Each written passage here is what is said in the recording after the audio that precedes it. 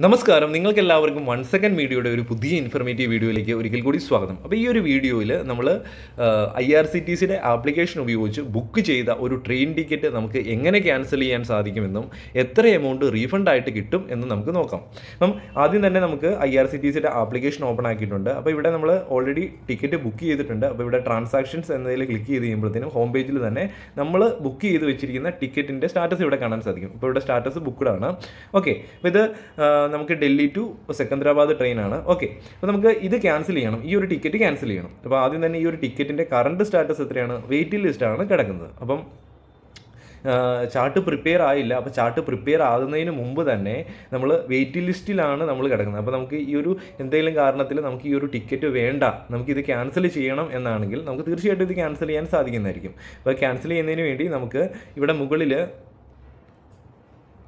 ഈ ഒരു 3 ഡോട്ട്സിൽ ക്ലിക്ക് ചെയ്ത് കഴിയുമ്പോഴത്തേനും നമുക്കിവിടെ ക്യാൻസൽ ടിക്കറ്റ് എന്ന് പറഞ്ഞ ഒരു ഓപ്ഷൻ കാണാൻ സാധിക്കും. അതിപ്പം കൺഫേം ആയിട്ടുള്ള ടിക്കറ്റ് ആണെങ്കിലും അല്ല ക്യാൻസൽ വെയിറ്റിംഗ് ലിസ്റ്റിലായിട്ടുള്ള ടിക്കറ്റ് ആണെങ്കിലും ക്യാൻസൽ ചെയ്യുന്നതിന് ഈ ഒരു ഓപ്ഷൻ നമുക്കിവിടെ കിട്ടും. ഈ ഒരു ഓപ്ഷനിൽ ഒന്ന് സെലക്ട് ചെയ്ത് കൊടുക്കുക. അപ്പോൾ നമുക്ക് ആദ്യം തന്നെ ഈ ഒരു ടിക്കറ്റിൻ്റെ ടോട്ടൽ ഫെയർ എന്ന് പറയുന്നത് 1860 രൂപയാണ്. നമുക്കിവിടെ കാണാൻ സാധിക്കും. ടോട്ടൽ ഫെയർ എത്രയാണ്? 1860 രൂപ. അപ്പോൾ നമുക്ക് ഇത് ക്യാൻസൽ ചെയ്യുന്നത് ചാർട്ട് പ്രിപ്പയർ ആകുന്നതിന് മുമ്പ്, അതായത് ഡിപ്പാർച്ചറിന് 4 മണിക്കൂർ മുമ്പാണ് വെയിറ്റിംഗ് ലിസ്റ്റിലുള്ള ഈ ഒരു ടിക്കറ്റ് ക്യാൻസൽ ചെയ്യുന്നത്. അപ്പോൾ എത്ര എമൗണ്ട് നമുക്ക് റീഫണ്ട് ചെയ്ത് കിട്ടും എന്ന് നോക്കാം. നമ്മൾ ടിക്കറ്റ് സെലക്ട് ചെയ്തു. അപ്പോൾ ക്യാൻസൽ ചെയ്യാൻ പോവുകയാണ്. ഇവിടെ നമുക്ക് കാണാൻ സാധിക്കും ചാർട്ട് നോട്ട് പ്രിപ്പയർഡ്, അതായത് 4 മണിക്കൂർ മുമ്പാണ് നമ്മളിത് ക്യാൻസൽ ചെയ്യാൻ നോക്കുന്നത് വെയിറ്റിംഗ് ലിസ്റ്റിലുള്ളത്. ഓക്കെ, അപ്പോൾ നമുക്ക് താഴെ ക്യാൻസൽ ടിക്കറ്റ് എന്ന് പറഞ്ഞ ഓപ്ഷൻ ഉണ്ട്, അതിലൊന്ന് ക്ലിക്ക് ചെയ്ത് കൊടുക്കുക. അപ്പോൾ നമുക്കിവിടെ ക്യാൻസലേഷൻ്റെ കൺഫേം ചെയ്ത് കൊടുക്കുക.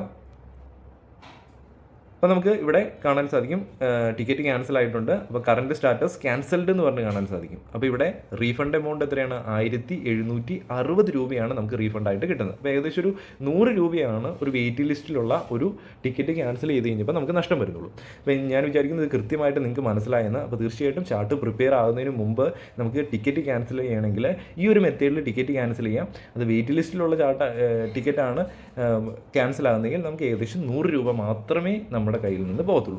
അതല്ല കൺഫേം ആയിട്ടുള്ള ടിക്കറ്റാണ് ക്യാൻസൽ ചെയ്യുന്നതെങ്കിലും നമുക്ക് ഏകദേശം 25% ഒക്കെയാണ് 4 മണിക്കൂറിന് തൊട്ട് 48 മണിക്കൂറിനുള്ളിൽ നമ്മൾ ക്യാൻസൽ ചെയ്യുമ്പോൾ ഉണ്ടാകുന്ന നഷ്ടം നമുക്ക് അവരുടെ കയ്യിലേക്ക് പോകുന്നത്. ഓക്കെ, അപ്പോൾ ഇത് മനസ്സിലായി ഞാൻ വിചാരിക്കുന്നു. അപ്പോൾ ഒരു പുതിയൊരു വീഡിയോ ആയിട്ട് ഉടൻ കാണുന്നവരെ good bye and Jai Hind.